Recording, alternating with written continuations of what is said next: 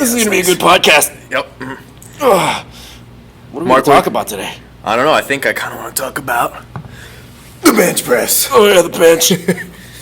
Ugh. My benches suck, bro. Mine's not too bad either. Was that take one? Take one. Take X.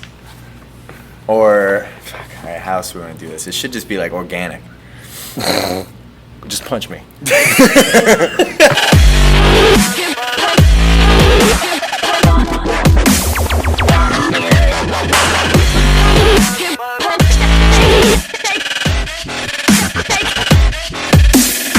All right, so what did we decide?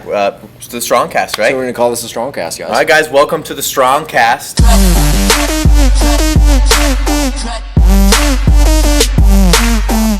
My name's Justin. This is Mark. My name's Mark. This is only our second time really on camera. So we're going to talk about strong stuff. Strong stuff. Try That's not the to goal be awkward about with it. this podcast. Yeah. Awkwardness, strong stuff. That's about sums it up. Part of the practice of like being stronger, I guess, is not being awkward about it. I think if we'd like to look and take notice, our belts we have the nice weenus coming on with this thing. I think this is the professional powerlifter look. I've got like a half chub. The bigger the weenus, the more experienced powerlifter. I think honestly, it had to be more like accurate to size. Because Asian. Oh, then I wouldn't even have one. There we go. There we go. I have a gooch. But for today, I'm gonna. Yeah, it's like right a there. full chode. That's nice, right? Very strong chode. So we talked about in our first podcast, StrongCast. We mentioned the bench press. We mentioned the bench press. We were talking about that for a good little while, and we were talking about Mark and how I had picked apart his bench a little bit, and we were touching on a few things.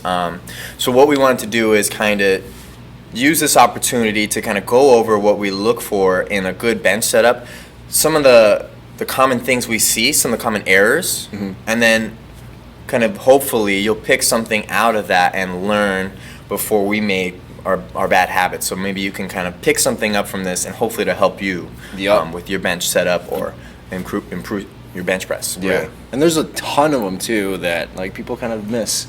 You know, it's like how much you bench is like the question when it comes to lifting, and yet there's so much. Like even at this point, like what's your biggest bench ever? 290. That's 290. I mean, I have yet to crack that 300 mark, and I'm gonna get that relatively soon because I've used and implemented some of the things we're gonna be talking about. Cool. And we got to get you. We're getting Up you there, fixed up. Mark is already looking much better. So he's gonna be hitting some PRs here really soon. I think without even getting stronger. I think it's just through technique. So I've had to take a step back, like with a slingshot, with a belt, and with some nose torque. It was 230, and the only bench that counts was competition, so that was like 190. And I've since cracked 190, but now we've taken a step back because we're fixing form. Correct. We got to get him out of poverty, basically. Yeah. Working my way out. We can do that very quickly. And so that's why we kind of ended up having this conversation about what we can do to fix my faults, and in the process we also ended up talking about other people's screw-ups. So that is the goal with today's podcast. So I guess we can kind of go over some of the common faults. What do you think? You want to start there? Yeah. Some like simple ones, and then we'll kind of work our way to like, I guess you could say more complicated things, but some like obvious, like why are people doing that sort of deals. Sure. Okay. So first one I see, not getting tight and setting up correctly on the. Let's start with the hooks. Let's start with the most basic thing. The hook height. Most people will actually set the hooks up wrong, or maybe they're not putting the bar in the right spot, depending on if you have adjustable hooks or not.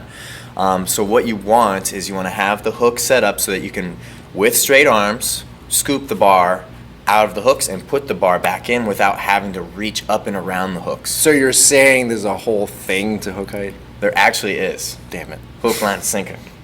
So pay attention to the height. I mean, it's actually pretty important. There's so many times I've seen where people are pressing out of the bottom. Like they're having the bar so low that they have to actually press the bar up out of it. And that's, they have to do like a tricep extension, skull crusher thing. We don't want to skull crush out of that shit. So you want to have it so you're not expending a whole lot of energy and you're actually utilizing your lats and scooping the bar out. This allows you to keep your setup, right? Yeah. So I think that's a good segue now into how we set up underneath the bar on the bench itself. So we've got the hook height figured out. All right, so you want to take us through kind of what we're looking for as far as the shoulders and the legs. The other thing that I want to add to that as well is not hook height, but the next step when you're sitting up under the bar is eyes under the bar.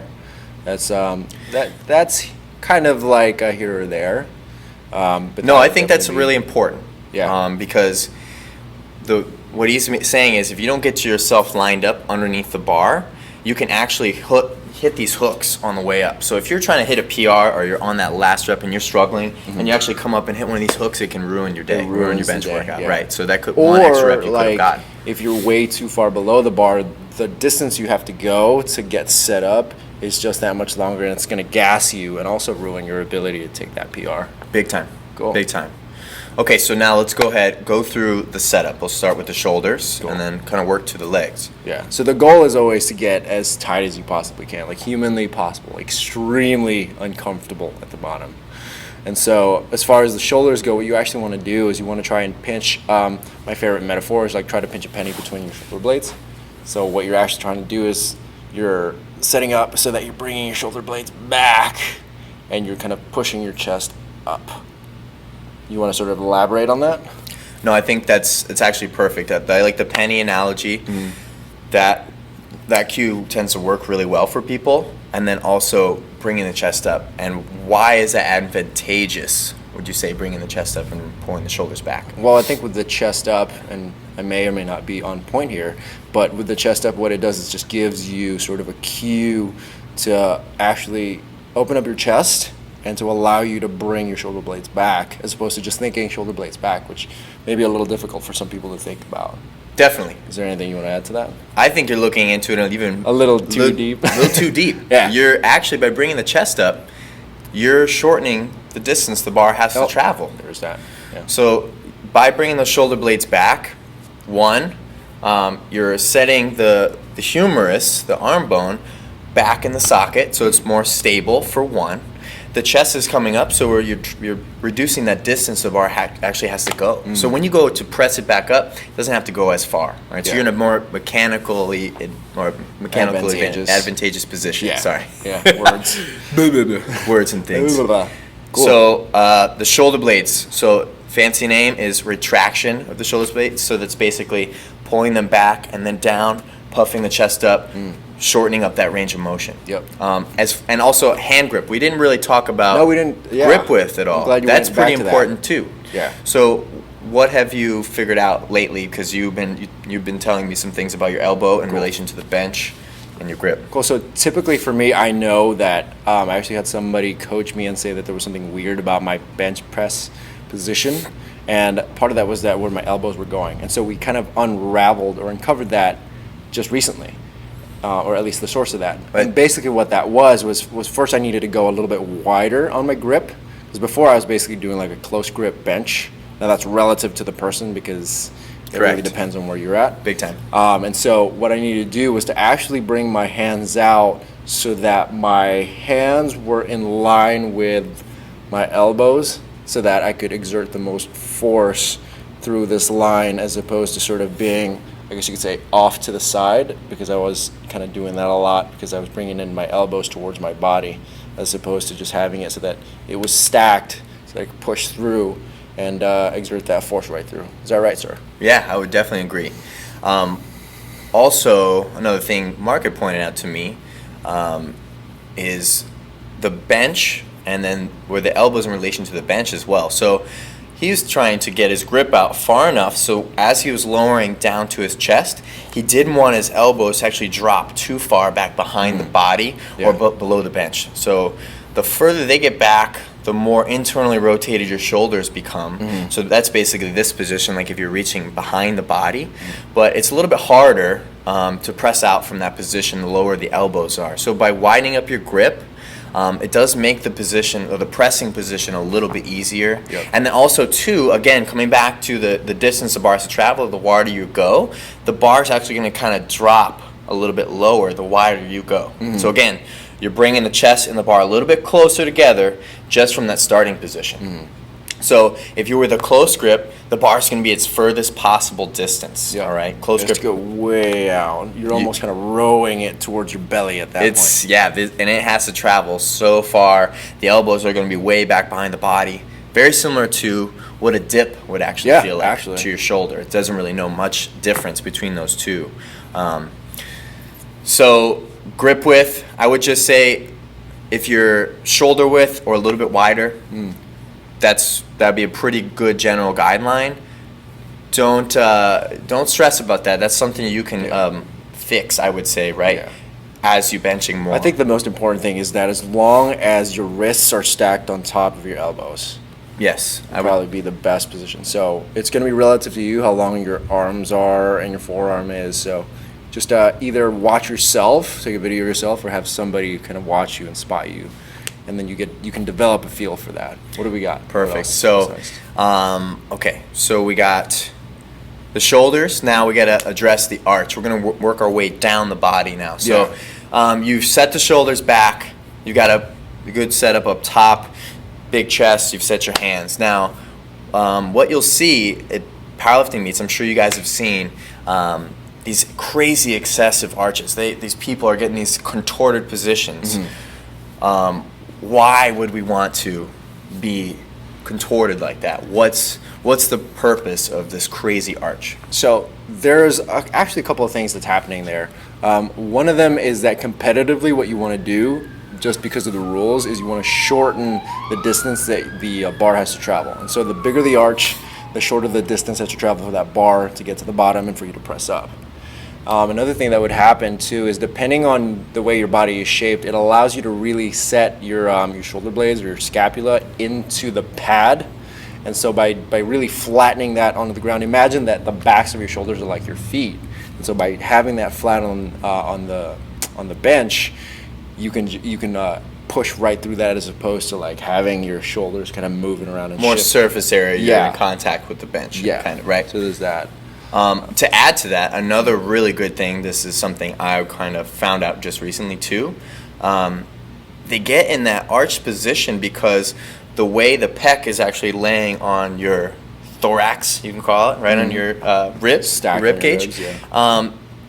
If you are laying flat and you're benching, you're really only going to be using a small band of fibers of your pecs. Yeah. So I don't know if you guys have ever tried the decline bench. Most often than not, you are going to be stronger at the decline bench than you are at an incline. All right? Even at a flat bench too. So the decline is going to be your strongest position. So people in a powerlifting meet, or people who are trying to bench more weight, will actually mimic that position they're in a decline bench. And when they're pushing in that position, you're actually using more muscle fibers of the pec. That's just the way the attachments are on the humerus and in the shoulder, and then on the chest. Are you saying you're using more of the boobie as opposed to just up here? It's a Terry Crews. It is Terry. He does it way better than I do. That's for sure. More muscle coordination. So you're recruiting more muscle fibers. You're getting in a better, more advantageous pressing position again. So this is, again, we're going to be coming back to that. We're going to say it more and more as we go along. You want to be in the most optimal position. You want to use the most muscle fibers and groups as we can.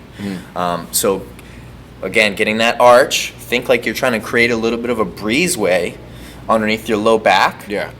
Really try to focus on putting more pressure on your upper traps rather than having your shoulder blades, everything pinched. So try to really focus on putting the traps on the bench. That will help you, I would say, develop that arch. All right. And if you've never done it before, it's gonna feel weird at first, for sure.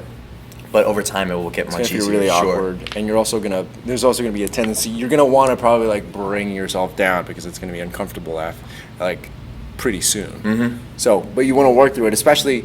Obviously, a lot of this stuff is relative to what you're trying to do. So if you're competitive, you want to take advantage of. That's 3 points right there that you want to take advantage of. Definitely. Is to be at a something advantageous position. The most advantageous? Yeah, most advantageous position. And supreme pressing position. Soviet Russia lift you. I mean, this is exactly why he's wearing the stringer. Because as you Right. can see, there's a lot more muscle here than it would be up here. What you don't know though is this shirt actually gives plus 10 strength, plus 13 stamina, and then plus 20 looks. Where they would And like plus 50 fatheadedness. charisma. Some right, people bro. call it charisma, some people Bro call it bro strength or ego.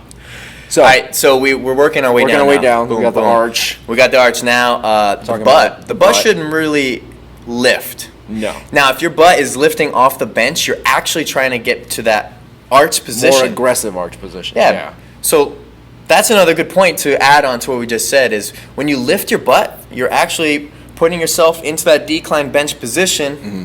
So try to adapt to that position as soon as you can because that should just show you right there. If you're lifting your butt, you need to get a little bit more arch. And you'll find that your butt stays down because it's not going to fly in competition. You have to keep your butt down. You got to keep your ass down. And you should be doing that no matter what throughout your training. All right. Yep. So, in my opinion, that if you're lifting your butt, it's a shitty rep. You know, Yep. you don't want to lift like So you want to lift squeeze your butt right. as tight as you can. So the butt should stay down, and the legs should actually be tight. Mark set me up the other day, and he actually came around and used a physical cue and was moving my legs. So I had them set and planted, and he came and actually was moving my legs around. Like and kickboxer. Basically, yeah. He pressed right on my knee, and it caved in just like that. He said, "You got to tighten that up." And all of a sudden, my entire body was tight from my legs, literally, to my neck and my head. And that is the best possible setup, I think. If you're stable, if you can press from a stable position, a stable platform, you're going to be much, much stronger. Yep. Most people don't think about the legs. No, because most people think that when you're doing a bench, that's an upper body exercise. Right. And really, if you're doing it right, your back should hurt, your legs should hurt. Everything should be pretty tight because you're trying to use that drive through your legs to actually push that energy into the bar. Another good analogy, something that really rung true for me to kind of understand that, like recruiting muscle fibers, is imagine yourself opening like just a really common door in your house or even like your pantry door, super light, right? If you're turning the knob and you're pulling, it doesn't expend much energy, right? Yeah. Now imagine that same door is now a bank vault, and it's a couple 100 pounds to open. You try to pull that with your feet together like you did in your kitchen, you're gonna fall over. If you're gonna try to open something like that or even pull on something hard, you're gonna plant your feet, you're gonna squeeze your shoulder blades back, your abs are gonna be braced, and you're gonna be using your entire body. I mean, it's the same kind of concept. Yeah. Especially against larger weight. Applied here. Yeah, exactly. I mean, it sounds so simple and arbitrary, but Yeah. that And yeah, really you does can go apply. into like technical stuff, like when he was setting up his feet, I was having him like really drive his knees out and really squeeze his glutes because then your glute med tightens up and it really gets you in a much tighter position, which presses your butt tighter into the bench, gives you a more accentuated arch. You're pushing into your heels and into your toes, which makes you more stable. So you can get that technical, but really you just want to get as tight as humanly possible, like you're trying to pop your head off. Right, what did you Not say? that's- What did you say? Dave Tate harped on about being uncomfortable, right? Like it has to be like your bench setup should take longer than the actual set, and it should be the most uncomfortable thing. Like It's true. it's extremely uncomfortable. And then if you throw a belt in there and you throw in wraps and all sorts of other things and sleeves, it's terrible. I think it was a Dom Mazzetti where he's like, then you can literally, or use like talking about powerlifting gear. He's like, you can literally use gear to literally hold your body together as you bench. That's basically what you're trying to do, because you're going to explode if you don't. Right. Otherwise. And so that covers all the main points that we wanted to cover. Now, as far as like, I think that'd be a perfect time to segue into some things we don't like seeing on the bench press. yeah. Right? Some common errors we see. We did kind of mention one, the butt already, but Yeah. the butt should definitely stay down the bench. So we touched a little bit on the hooks, right? So obvious one, again, we'll kind of run through that, is the hooks should be high enough that when you take it out of the rack, you're not pressing it. You can take it out with straight arms. The The reason for that is you're not expending a lot of energy, but also if the hooks were too high, let's say, you actually have to press up. And then look, if you have to reach up to get the bar out, then your shoulders are not set anymore. So then you're gonna have to reset. And what if you're trying to PR? I mean, you're not gonna. You just burn yourself out. Right. So make sure the hooks are set up. The shoulder blades gotta be back. If you don't want your low back pressing into the. Yep. I just gotta adjust something. You don't want your low back pressing into the bench. And you don't want your shoulders coming off, because most people will find out that they feel it more in their shoulders and maybe in their arms if their shoulder blades aren't actually pressed back into the bench. So if you tweak somebody and say, all right, now puff your chest up, shoulders back, they immediately feel much stronger. Yep. Again, that's just going to be a more stable and healthy pressing position. So you're saying you don't want to do a skull crusher? No skull crush. No skull crush. So don't do this. No like tricep extensions on the bench press. What else do we see? The feet. The feet got to stay down. I mean, we just went over why they're so important. But you see people when they go to press. Yeah. They're coming off the chest, or let's say they reach their sticking point, and now all of a sudden their feet are flailing everywhere. They're like a fish out of water. All right. You don't want any noodle legs. Yeah. What's up with that, guys? It's an epidemic, and it hurts my soul. It really does. And so don't hurt my soul anymore. It plagues most 16 to 30-year-old males in the gym.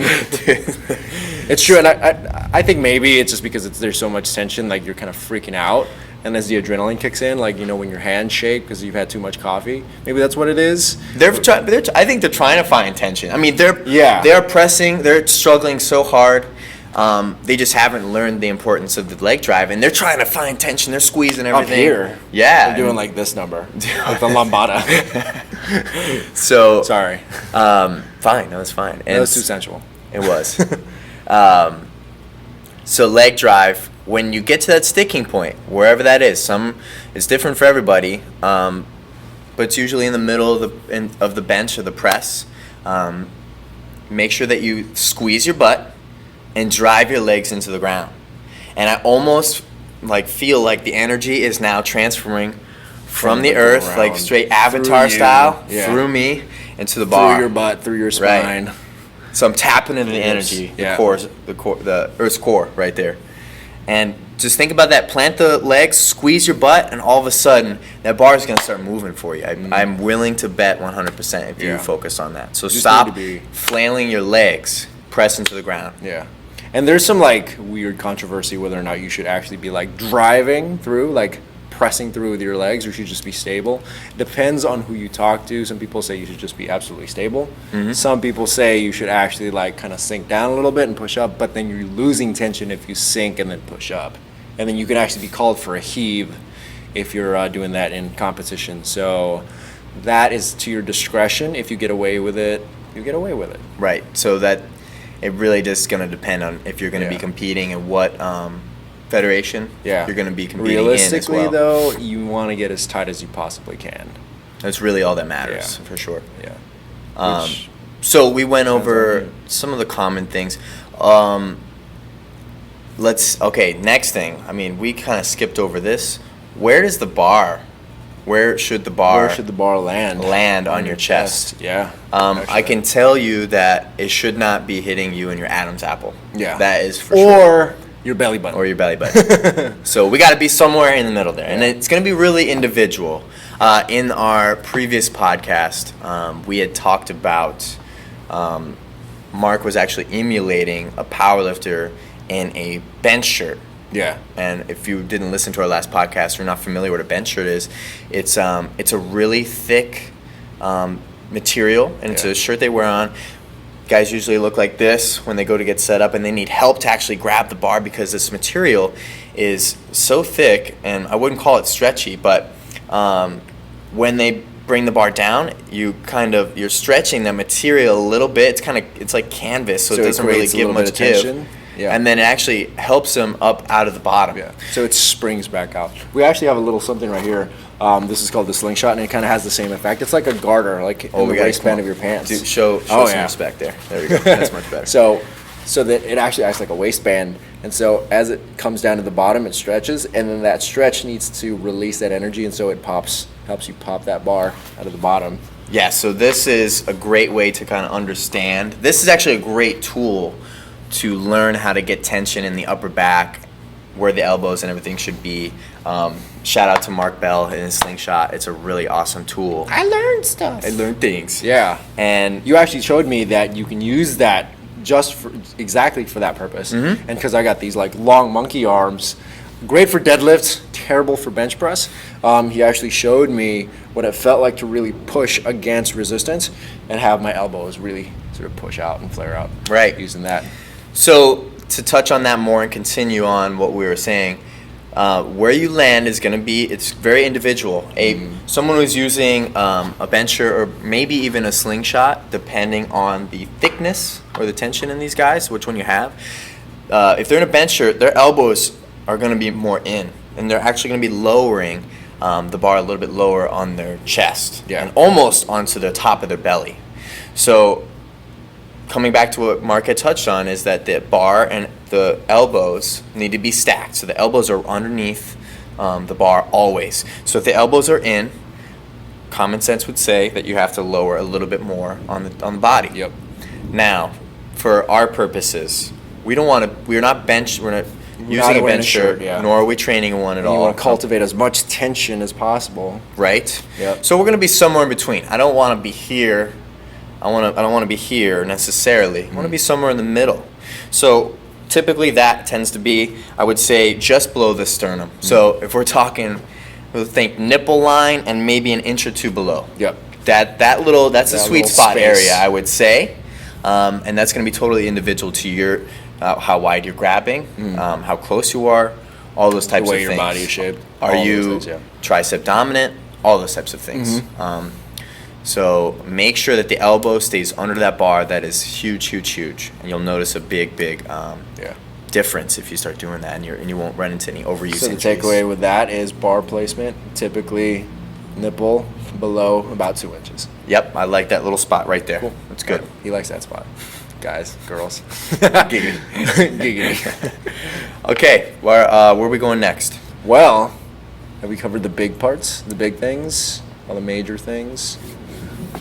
I think that covers all of it. We went over the foot bounce. I'm kind of going backwards. Yeah, now. now. Yeah, Foot sure. bounce. We went over the butt. We went over the arch. We went over the chest and the shoulders. We went over bar placement at the bottom, bar placement at the top, your hands. We went over a lot of Hooks. stuff. The hooks. Yep.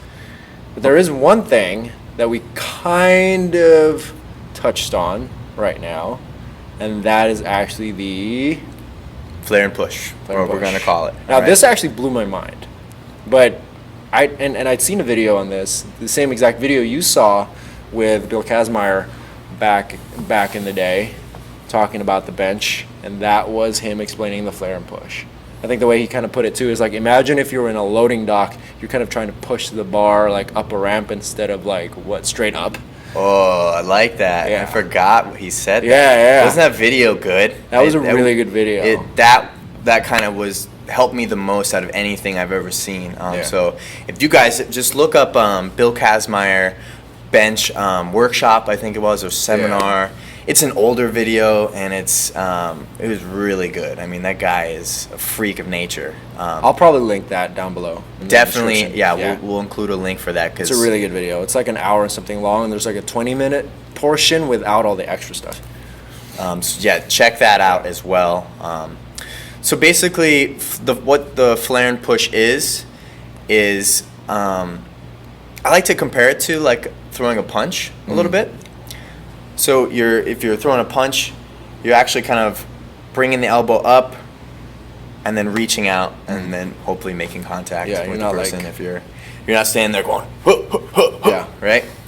So Not like katas. right. Yeah. So think of it kind of like you're throwing a punch a little bit. So you lower down, you're hitting your preferred spot, the elbow, the pointy end of your elbow is underneath the bar. As I go to press, I'm actually going to flare my elbows and push. So an exaggeration would be this. That's it. Yep. That little movement right there will get you right through that sticking point, because I was experiencing this until I learned about the flare and push. I would get to that sticking point every single time, and it would make or break the lift, basically, and I would get stuck in the same spot. So cues for that is think about pushing the barbell up the ramp. Yeah. Another one is try to think like you're pushing it up towards your spotter. Yep. Hopefully you have a spotter. So if you get to that sticking point, push towards your spotter. Your elbows, if you just use that cue, you'll actually feel them kind of flaring out a little bit, Yeah. I think. So it's bringing that bar, it's like instead of being down here at the bottom, it's actually going to bring it back up over the shoulders. And then that's exactly that point where when you come out, you can just come out and relax at. So the closer you can get back over the shoulder joint while you're pressing, More stacked everything is. right, and mechanically, you're shortening the lever arm, and you're making the lift easier. Yeah, and that was actually, if it wasn't for how cool this guy was, I was very reluctant to do it because I was really reluctant because I've already got some really crappy internal rotation on this shoulder, and I've always heard some crackling in this guy, so I've been trying to rehab it and constantly like working my way to fix that.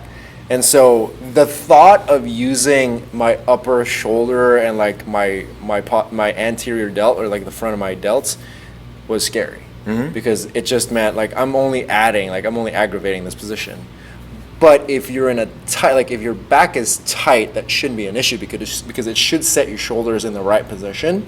And what you're actually doing is at least for me, what it felt like, if you were to like break down the movement, it was like I was going from taking advantage of this. It was like the muscles were like working their way towards here, and as things were getting stacked here, I could really feel it, I guess, in this, what is this, pec minor?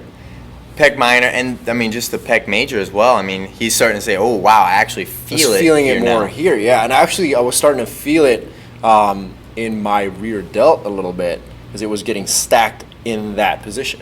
I was really getting to feel it once I get to the top right here. So yeah, basically, you're kind of shifting. Bring your arms back up one more time. You're kind of shifting the focus from the triceps, which if you were to keep your elbows in, they're doing the majority of the work, Here. and they are a big mover in the bench. They're important. Yeah. But now we're shifting more of the focus to the delts and the pecs when you're actually throwing that punch or flaring Which the are more elbows. stable than just that one muscle group. Again, coming back, recruiting more muscle fibers. They're just going to help you move more load, all right? So it's going to be similar to the feeling that if you were doing a fly, or even if you just take your hands and squeeze them together with straight arms, immediately you feel it in your pec. Yeah. So just that motion right there will get the pecs and the delts recruiter to get them to come in and help a little bit, you know? So it seems like such a little thing, and I was actually scared to use it, but it's actually been very beneficial, and it's made my volume work lately that much easier. Big time. And I can also say for myself, I was benching wrong. I actually was so focused on getting external rotation, the stable position for the shoulder, you know, which it is, but I was so focused on that, my elbows were getting caught in the middle. It's all Kelly Starrett's fault. K-Star, your fault, man, because he talks about external rotation all the time, right? But I actually got lots of elbow pain, and by switching and now recruiting the pecs and delts, flaring the elbow out to that unsafe position, which I thought in my head was unsafe, now I got rid of that elbow pain. It was raining. I know, it's getting rain. Florida and rain. Isn't that a weird thing? Weird. It'll be gone in 2 minutes. Yeah, it'll be gone. It'll be back again in like another 3. So that's our little secret right there. That's our pro tip. If something you can grab from this whole podcast is that, I think you just take that home with you. Yeah. And then kind of incorporate the rest slowly. That will be greatly beneficial to your bench press. This was kind of like a mini bench clinic. Right. Because we're both in the process of learning. I'm still working my way out of poverty. This gentleman is like well on his way to hitting 3 plates soon. That is the goal. I want that by the end of the year. Not unrealistic. Not unrealistic. I'm gonna make it happen. Probably sooner. I can die a happy man, basically, if I can you're bench not. 315. 405, actually. 405. Then I can do it. Yeah, you can just like pull the plug. Right. Yeah. But are there like any other closing words we want to hit on? So how about this? Let's try to get you guys involved. If you're watching this, I don't care what platform it's on. Please comment, like, and share. We're gonna be coming out. I think we're in our infancy right now. We're gonna be creating a little more dedicated pages for our podcast, perhaps an Instagram, a YouTube page, or a channel, Probably Facebook page. Start with a Facebook page. We're gonna start being a little more with us. building on some of that stuff.